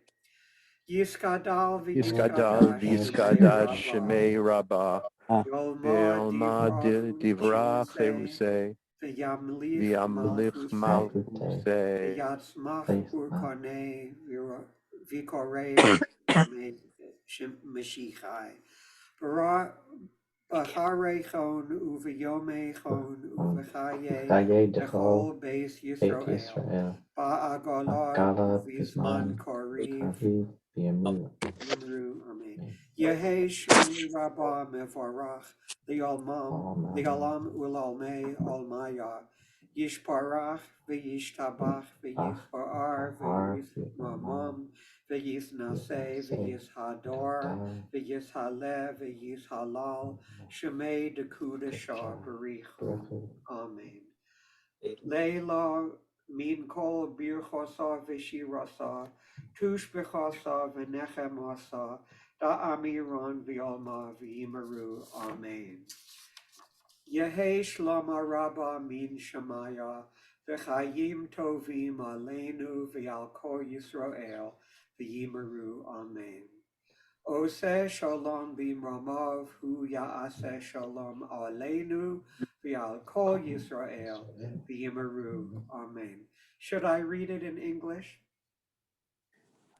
No, Could I, okay. before I forget, because we can sit here all night, you know, and each one of us will have, go on YouTube and put it up close. You told them that already. I didn't tell You did, you told them up person Alan Small. They tell them. Okay. I wonder if we Explain to can- him that you uploaded the link, that everybody should copy it on the chat room. If you copy it, I copied it and pasted it on, you can. Oh, okay. Did you see And he told everybody, see, it's there. He told everybody. Oh, I don't see it. Oh, well. No, but listen. We need somebody to help my dad write a book. They can make a movie. He remembers everything, you know? Anybody knows, it would be good. Just for your information, when I came out of the army, I went to San Francisco, then over there, and I met, as a matter of fact, I forgot his name. He's also a Holocaust survivor or something. They wanted to make a movie about my life, and I said no. I said, today I regret. The guy that made the movie, I forgot already his name, you know. But anyway, I met with him because at that time I knew a person who travels in those circles, and he wanted to see with me, and I met with them, and they wanted to make it. I said, no, I don't want to, because the strength, you know. Now I feel, because at that time there were so many, thank God, that could have taken my place, but they wanted me to, they were making, because I'll give you a very good example. That a couple of years ago, there's this Spanish River High School over here, one of the biggest high schools. Right.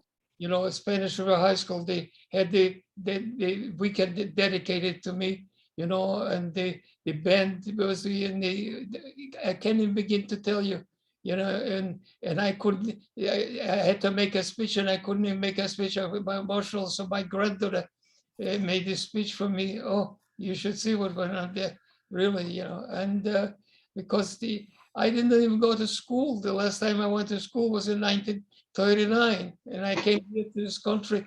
If anybody said anything to me, I didn't go to school, and believe it or not, started from the bottom. I used to get $18 a week travel to Patterson, New Jersey, and worked there. And I worked myself up to become president of one of the biggest companies, you know, in the business here. So I am very proud, you know, and I did a lot for people, you know, and even here, I went to the night school. Probably Mrs. Schwartz, she must have been about 70 years old, a retired teacher. So I went there for a couple of weeks, and absolute never there in the army, the American army. That was part of my good life. I mean, they begged me. They wanted to offer me warrant. They couldn't give me officers rank, so they wanted to give me what do you call it? Oh gee, I just said it in my tongue. In the army, there, warrant officer. You know, they had the warrant officer. I should sign up for another 3 years or 4 years. I said no, and then I went while in the army. I worked out. I went to Israel because my mother's sister. I was 5 years old when she left for Palestine that time, and my aunt from America went over there, and I went to the officer, and I wanted to go to fly out to Israel, and I was. So they said, the colonel said to the officer, give him 2 weeks. So I said, and I know he was a very religious guy, this colonel. I said, sir, I said, after Rosh Hashanah Yom Kippur, I says, what am I going to come here? Give him 4 weeks. And they gave me 4 weeks, and I went to Israel for Rosh Hashanah. But when I got off the plane, at that time I took Scandinavian Airlines. As the plane was ready to, they said they played the Hatikva. And when I got out, I swear I got on my knees and I kissed the ground.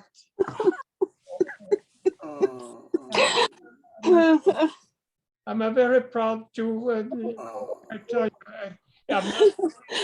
I'm not religious, but I'm very proud Jew, very proud Jew.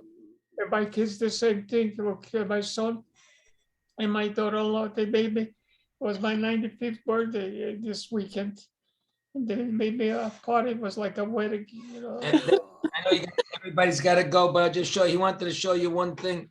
So you can't, and it's hard to see. My dad's the only one who survived in his family. It's my wife made it says, we will always carry on your legacy. The Shmulowitz family forever and always with his. Oh, it's beautiful. Those are my 4 kiddies, you know, grown up now, and that's his kids. But thank you for having us, Dad. Other people got to talk for a few minutes. Yeah. Okay. I wonder, would you still like me to put on for you the recording of my grandmother singing Abrivela der Mamen? Yeah, sure. Okay, I'll share the screen. Okay, let's this one close. Okay. Grandmother singing. This PC music. Here it is. Here, I think. All right, I don't understand why what it's doing here. Let's try group music. I don't know. All right. Oh, hold on. I have to share the sound. Well, oh no. I'm sorry. Let me start again. Oh. Can you hear it all right? No. Yeah. You don't hear me? You don't hear me? Can you hear me? Yeah. And did you learn it from any one particular person, or did everyone know it? I don't I'm see. not telling the truth. I don't remember well. You know, I learned it for myself probably. Maybe I heard somebody sing, but I don't remember, Don't remember who it was. Would you say most people knew it around there? Would you know? Not too many. Are we supposed to open Could something? you tell about No, what year can you learned hear the song? recording? Well, No. I came here in 1906. Can't hear A it? long time ago. Oh, yeah. Could you tell me about what year? Well, I'm sorry. 1906. Or when? I'm sorry, you can't hear the recording? No. Oh my goodness. All right, let me try again. Strangely, I can hear it on my end. I can hear it I can too. hear it. Oh, I all can right, hear it then too. we'll I continue. think it's Alan's computer. You got to turn on either the sound or the input.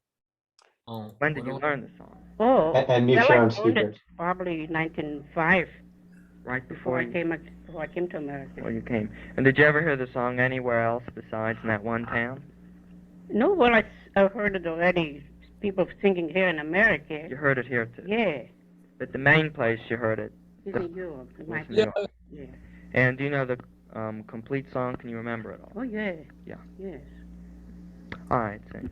Can you hear me now? Mein Yes. Kind, mein Preis, du vollster Weg, sie sei ja Kinderguter, ich bet mit Tränen, en mit Schreck, dein getreue liebe Mutter, du forst mein Kind, mein einzig Kind, a Riebe weit über Jamen, nur komm hin, frisch und gesund, und nicht vergiss, und dein Mamen, oh vor gesund, und komm mit Glück, sie jede Woche, a Brivele schick, deine Mutters Herz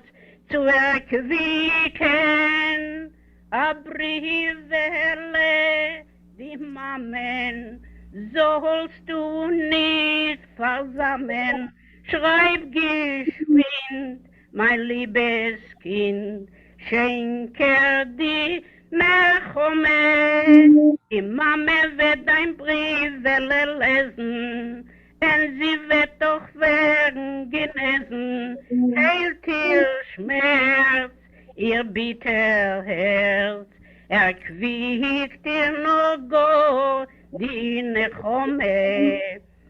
Das 8. Jahr, ich bin allein, mein Kind ist weit verschwommen, sein Kinderherz ist hart wie ein Stein, kein einzig Brief nicht bekommen. Wie kann dort mein Kind haben Mut, weil es geht ihm gut in der Leben. Es muss ihm dort gehen, sehr gut, und will kein Nachricht geben. Ich habe mich übergeschickt, 100 Brief, und hat dort kein Schumbegriff. Och, meine Wunden seien tief. Brivele, die Mamen, sollst du nicht versammeln, schreib geschwind, mein liebes Kind, schenke die Nachome, die Mame wird dein Brivele lesen, und sie wird doch werden genesen, heilt ihr Schmerz, ihr bitter Herz, erquickt ihr noch Gott die Nachome.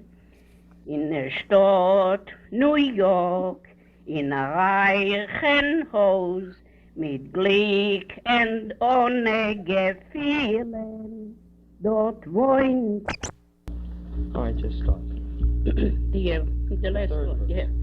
In Stadt New York, in einem reichen Haus, mit Glück und ohne Gefühlen, dort wohnt ihr Kind und lebt sehr gut mit einer glücklichen Familie, eine schöne Frau und Kinder zwei mit lichtigen Gestalten. Und wie sitzt und quält von die Kinder zwei, hat ein Brief erhalten. Seine Mutter tät, das ist geschehen, und in dem Leben hat ihr versehen. Und das ist ihre letzte Worten. Akadischu, die Mamen, sollst du nicht versammeln, so geschwind, mein liebes Kind, schenke die Nachome, die Mame wird ein Kadischu hören, in ihr Käse gern, heilt ihr Schmerz, ihr bitter Herz, erquickt ihr noch Gott die Neshome.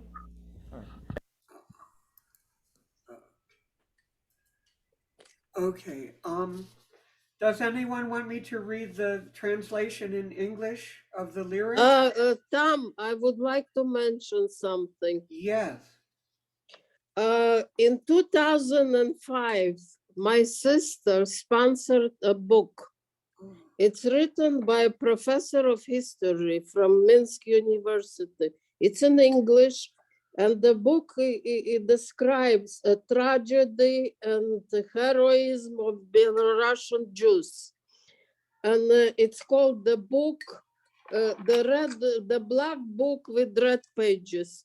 It's all about, it lists all the towns, Jewish towns, and what happened during the war, and also about the partisans. Oh my goodness! Wow. And it is very interesting. And if somebody wants to read it, it's very interesting. Okay. Can you put it in front of the screen? Yeah. Yes. We can't see it. Move it more, a little bit more towards your left. There, perfect. Oh, the black book with red pages. Okay, I'm going to try to find out. It's by David Meltzer and Vladimir Levin. And it says here on the bottom, it says, the tragedy and the heroism of the Belarusian Jews. And by the way, after 1939, all the Polish towns in that area became Belarusian. So everything is here. Okay, I will look for that and try to find out and, send everyone a link where we can get it, right? Maybe they have it on Amazon, maybe they have it at the, I am not sure. We had a lot of copies of it in the house, and we distributed it. Yeah, it But, could be, maybe it may be available. I would assume that the book is somewhere in the Jewish Museum. Or maybe in Shoah Foundation. Yeah. It's possible, but it is very interesting, and it's listing Evie as well as other shtetls in Belarus. Okay. Yeah, I can it's quite. Yeah. Oh my goodness. Wow. It's so tremendous. Okay. I think that, if I can find it on Amazon or Alibris, then I will get in touch with the YIVO Jewish Research Institute in New York. And I know those people are absolutely wonderful. I'm going to look, maybe I can find another copy I can send to you. Oh, no, that's okay. It was both written in Russian and translated into English. Thank you very much for that. Okay. This is it would be very interesting for our kids and grandkids to read this. That's wonderful. Okay. Is there anything else anyone would like to share with everyone? I just want to say something. Sure. I heard Stephen said that when he was 10, he realized not all people talk like his parents and their friends. Yeah. And it took me longer to realize I do not have dozens of uncles and aunts, that they are all friends of my parents. Yeah. You see, everyone, I asked my mother or my father, who is he? He's an uncle, and she is a... I think we're all related somehow. Yes. My They father, were all friends. Oh, wonderful. My father used to tell us that when, of course he lived with his mother and they spoke Yiddish all the time. He said when he finally went to public school, he really didn't know which words were English and which words were Yiddish. He would sometimes use Yiddish words and they would say they didn't understand it, what it was, and he would have to find out. Yeah. And also, when we were talking about the Garberai, that's what my name is. Thomas Garber is a leather tanner. That's where my name comes from. like the Garberai in Ivya, right? I didn't let my parents speak Yiddish in the street. I was ashamed. Oh, I see, I see. Why? It's true. Why? Sahi, why? Because in Israel, everybody wants to be, you know what the sabre is? Everyone wanted to pretend they were born here. Being a Holocaust survivor means you are weak. Nobody knew about the partisans. Oh, that's incredible. You should read this book. You will understand. I know this book. I think it. Many people were heroic. And Yes, I Alan know. Small is attest to this. And my father was one of them. And in case anybody doesn't Do you know when this book written? Yes, in 2005 it was published. Oh, so it should still be around. I will find it and send everyone a link or something. Here is the biography in the back of these two people. On the top, he was a professor of history at Minsk University, a very educated person, and another person. Okay, both Jewish, both immigrated to United States. Okay, that's wonderful. Okay, and is there? Oh, I wanted to just tell everyone, in case anyone doesn't know, there is a wonderful movie about the partisans, the Bielski, Tuvia Bielski partisans, his brother Zush, and the star, the man who plays the part of Tuvia Bielski, is Daniel Craig. He's a very famous actor. Yes, I've seen the movie, yes. Yeah, he played the James several Bond. times, yes. Yeah, it's a wonderful... As a matter of fact, my father, okay, who was in a partisan group, Zhdanov, and Alan Small probably remembers my father, Pesach Chodesh. Okay, my father, they used to bring food because my father was an active partisan group. They used to bring food to Bielski.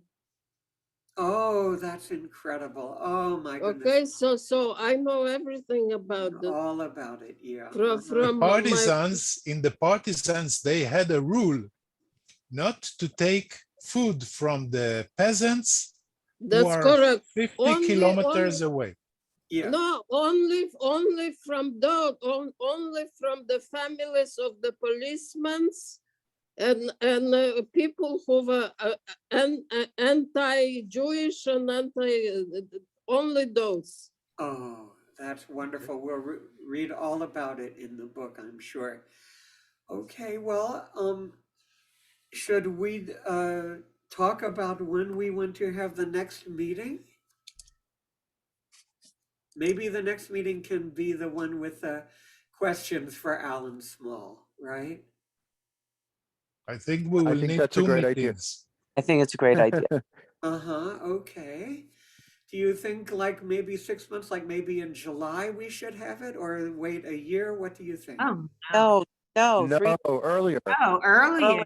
Why don't we have it like for the memorial in May when we used to have it? Oh, that's a perfect idea. You're right. We should have around the time of the memorial. Okay. Yeah. Absolutely. Yeah, many times we have a little trouble because of Father's Day, right? But okay, we're going to try for, we will try for around the May, as close to May 12th as we can.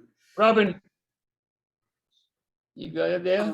Yeah. Yes. Yeah. I suggest taking this picture of, you know. Can we? I'm sorry. Remember them all. Look at this here, and Stephen Baxton, and you're all like, I cannot explain to you because, you know, every day, you know, I cry. I'm very easily crying. I go to the computer. There's nothing on the computer that I didn't see already. And then the same thing, you know, because it's like yesterday. Yeah. Oh. Robin, might I suggest that you upload these photographs? It's like Maybe if you can send them yesterday via to me. email? I asked me what I had for breakfast. I Can't don't hear you, know, but Can't hear you, Robin. Nobody hears you. Oh, That's my, yeah. that's I have. funny. Oh, My, Ben, you're muted. Yeah, You're muted. I've talked to you in my office. The wall is all with photographs. With I have photographs of how many India and they survived the war. There they are. I'm looking there because in 1948 I was 47 in Germany. We all took a picture. Nobody, maybe two the kids that were 2 years old then or something from Canada, but everybody's already not there. Who expected? I didn't expect to live 95 years old, you know.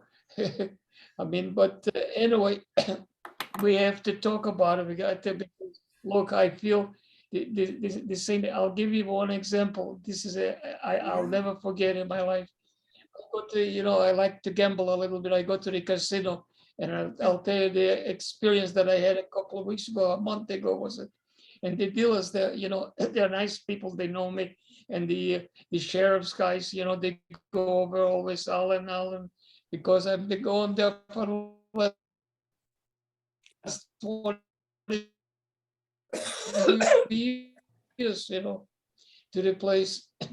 So the one dealer, I said, you know, she can't concentrate what she's doing. She keeps staring at me. So I got scared. I said, what did I do it like that? P.S. to make the story short, when she was, or time was the end of the billing, you know, every half hour they change. And she says to me, Alan, I want to talk to you. I said, and all of a sudden she cries like a baby. Alan, I never knew. I'm so sorry. You know, I said, well, you never knew because the other people, you know, from the cashiers, you know, black people, and she's white, and they told her, you don't know anything about Alan, let him tell you. She says, oh my God, what you went through. And everybody knows I go into the casino, you know, they all know that I'm a Holocaust survivor, but the things that I don't tell you, that I was in the American Army, you know, and it worked for 2 years, you know. But I saw it. I'm glad I'm here and I'm looking at Robin Goldsmith. It's like yesterday. I know the family, you know, everybody, or Steve Bax, you know, I mean, it's amazing. Everything is in my mind, and I say I want them to know. I want them to know. And it's our duty. I'll tell you, it's We want to know. to make sure talk about it, because Can I say something? Yeah. Ken? Okay. In Israel, we have 3 Holocaust survivors. The older of them is Baruch Koppold. Yes. He was born in 1923. Yes, And correct. then there is Luba Dvoretsky. She was born in 1928. Not 28, 27, if she told you 28. You know better than I do. And then there is Sarah Schmuckler. Sarah Schmuckler was born in 1934. I spoke with her today. Sarah Schmuckler? Sarah Schmuckler, yes. Now she's called Izakov. She went to South Africa. Oh, baby. Sarah Izakov, and her brother is alive in South Africa. His name is Jack Schmuckler. And one more thing, what was that?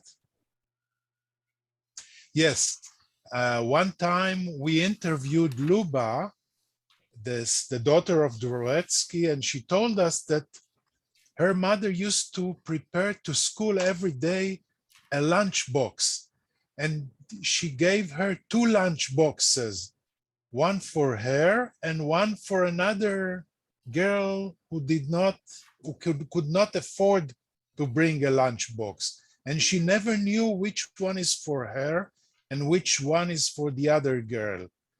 There were 2 identical lunch boxes. And I've read all the Evia book, which I could read in Hebrew and English, not in Jewish. But what I'm very proud of was the spirit of helping each other, the Jews in Evia. they had a חברת חולים. If someone was sick, a volunteer would come and sit next to him and help him. Oh. This is it. Yes, this is true, because if you remember the Seagulls Doing a family, great job, Tzahi. Yourself, you're doing a great. Thank you. Can you give me a note? Can you send me this in writing? Oh, but you better come to see me. You know, you promised. And the rest of your Robin Goldsmith, you know, side, your side, your father's name was Sai, right? What? Can you hear me now? Yes. Yes. Oh, I'm talking about Robin Goldsmith. Can you hear me, Robin? No. Robin is on mute. Oh. She's nodding. Oh. Schumann Goldsmith. Cy Goldsmith, Schumann Goldsmith. Yes. Yes. You hear me now? Yes, we hear you. Yes. Robin, can you hear me? Yes. Oh, no, because I remember a lot. I remember when your father was drafted into the Russian army, he was lucky, you know, but he was lucky because he stayed in Leningrad, but Leningrad was surrounded by the Germans because they got told not to destroy, because Leningrad was the only city, St. Petersburg, that had not been bombed by the Germans, you know. Uh-huh. You know, so sure, you I didn't know that. In fact, I want you to know one thing though. I don't know how far we are, but we're distant relatives. We are. I didn't know that. Very distant, you know. The Bobas, the Zetas, you know, but I know, and him, we were very good friends when he came to America too. I know. Did you see the pictures I was showing you from Europe? That's you in the pictures. Yeah, yeah, I know. Yeah. I know. But this is what we're doing today is so important. I can't even begin to tell you. Honestly, I was going to call and cancel it because I'm sitting and I'm having pain. I see that. I'm so sorry. I got my face Monday from here up till there. But I wouldn't miss it because you see, I tell you, you'll tell your kids, the kids will tell somebody else, because it's going to the point where nobody wants to know about it. What are you talking about? I want to know. And of course, I remember you in our house all the time. And one thing I just want to tell you, let's not forget, anti-Semitism in this country was 35% in the last 3 years, went up. And we got to know where we are in all that. It's not that I love this country and I was in the army in this country and all these things, but you got to call a spade, you know what it is. Things for us are not too good in this country now. So at least we got to talk to our children and tell them where they come from and what happened to you. Anyway, listen, I was glad to be invited, and I am glad that whatever I told you, all of you. Thank you. Thank you. Thank you very much for listening to me, you know, and hopefully we can meet again. And if anytime any one of you wants to have any questions, feel free to come in the house, okay? And if you pass by, you can go and say hello to me, you know. But you go through the gate, you tell them my name, I'm right walking distance from the gate there. So you're welcome to come, and you'll see pictures from Evia, from all over. I have over there, you know. I'd love that. Yes. Oh, yeah, I'm talking to you, and I see that it's like a little library in my office. Very interesting. Yeah. Thank you. I would love that. But Alan, you should take nachas in knowing that there are grandchildren and great grandchildren on this Zoom call. Yeah. You have Robin's daughter on the call. You have Stephen's daughter on this call. Of course, I'm very proud. I'm very proud of it, you know, of course, because we have to talk about it. We have to, you know, and I'll tell you, like I'm sitting here, I see already who called me. I have 2 phone calls from Australia. I see. And then other phone calls. I didn't go. You know what I'm proud most of all. First of all, I'm proud with my children that I have here, and they don't make them like that today. But anyway, I never went to school. I got off the boat, and they gave me $2 on the boat crossing the Atlantic. That I came from the Jewish, from Hayas. It was the Jewish organization, Hayas, and they gave me $2. So I did not buy it, and I saved the $2 when I got off the boat. And here I didn't go to school, and from working in a sweatshop, I worked myself up, and I thought only in America could it happen. What happened to me, to get all the way to the top. You know what I mean? And I'm proud to be an American, and I'm proud of this country. And let's hope that things will get a little bit better for us. And make sure tell your children whatever you heard, whether from me or for somebody else. That's all. And honestly, you guys, I'm talking to you. I'm so proud of you. You know, anytime that you pass by, and I mean it at the bottom of my heart, pass by and go to the gate and tell them, especially the gate of military gate entrances, I'm right there, and tell them to call me, you know. And I want you to come in, and you'll see everything is about Evia, the army, you know, every single thing. You got that. You'll see. Tell us about your car, Ellen, your license plate. Oh yeah, this I gotta tell you, you reminded me, you know, I had here a friend from Australia, and I gave, you know, was it from Australia or from Israel? I forgot already. And I had license plates in garage of you. She said to me, give me the license. So I gave the license plates. Then sure enough, she lived in Lida, that's right, Lida, and she went to Evia, goes into the museum, and what do you think of the Evia in the museum is my license plate for my car. Yeah, but I talk about it, you know, whenever I have a chance, you know, everybody knows me. And then sometimes I walk away, and I said to a stupid, you know, guy, you know, he wouldn't know anything, but I never insulted anybody. For me, to a little boy like this, to do from the bottom, become president of a company, you know, and to have the children, you know, where they are, my kids, you know, thank God. Oh. I have a granddaughter. She's a big shot in Bloomingdale's, you know. I have the other one that started a big company, I mean, place, and my son sitting next to me, you know. He is my granddaughter, my daughter-in-law. They don't make it. No. She used to sit at my bed at 4 o'clock in the evening, in the morning, 4 o'clock, because I was supposed to close my eyes forever, and she took care of me. See, and I'm here, you know. So I'm glad I'm here. I'm glad I saw you all. So if you, like I said before, it's never too late to learn. You should know about it, and make sure you tell your kids about it. And so let me take Alan, the next time I come down to Florida, I have the opportunity to see you. What? The next time I come to Florida, I'll be there.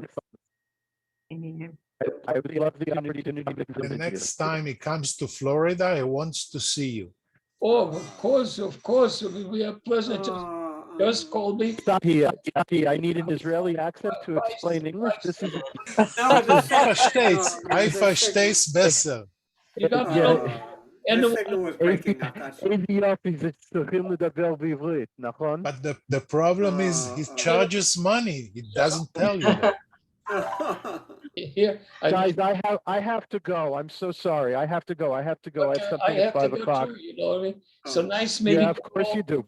Nice meeting you. I wish you the best of everything. You know what I mean? And maybe we'll get together again. You never know. And you, my friend over there, thank you for organizing that. You're quite welcome. You're our honored guest here today and every day. Seid gesund. Thank you, Tom. gesund und stark. בן, אתה מדבר עברית? I don't know if you כן, understand. אני מדבר עברית. Element the best. What did I say? I wish you all the best, the very best. Gesund und stark. Okay.